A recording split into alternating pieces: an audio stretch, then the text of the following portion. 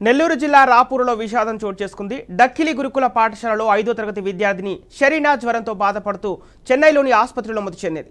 3 రోజుల నుంచి జ్వరం ఉన్న విద్యార్థిని ఉపాధ్యాయుడు ఎందుకు పట్టించుకోలేదని ఎంఆర్పీఎస్ నెల్లూరు జిల్లా అధ్యక్షుడు ఉదయకృష్ణ మాదిగ ప్రశ్నించారు. మృతురాలి కుటుంబానికి న్యాయం చేయాలని, లేదంటే ఉద్యమాన్ని ఉధృతం చేస్తామని హెచ్చరిస్తున్నారు.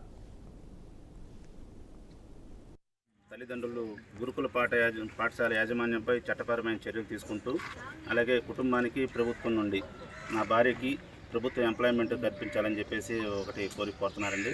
అలాగే నష్టపరిహారం 25 లక్షల రూపాయలు ఎక్వేషియా కావాలని చెప్పి కోరుతున్నారు. అలాగే మూడోది ప్రభుత్వ భూమి 2 ఎకరాలు కావాలని చెప్పేసి కోరుతున్నారు. అలాగే మిగతా 2 పిల్లలకి కార్పొరేట్ విద్య అందించాలని చెప్పేసి కూడా కోరుతున్నారు. అలాగే ఇంకోటి కూడా ఇంటి స్థలము అలాగే ఇల్లు మంజూరు చేయమని చెప్పేసి నన్ను కలెక్టర్ గారిని కోరుతూ ఉన్నారు. వాళ్ళు ఇవన్నీ కూడా కలెక్టర్ గారి దృష్టిలో పెట్టి వాళ్ళకి వీలైనంతగా వాళ్ళ పరిష్కారం అయ్యేటట్టు ఈ సమయం ఖచ్చితంగా చేస్తానని చెప్పేసి తెలుసుకుంటున్నాను. శనివారం రోజు 8వ తారీఖుగా మాకు ఫోన్ చేశారు గురుకుల పాఠశాల డక్కిలి నుంచి. తర్వాత మేము 9వ తారీఖులో పోయిన తర్వాత పాపకు ఎవరంతా మొహం అంతా కామెర్లంతా వచ్చి ఉండింది.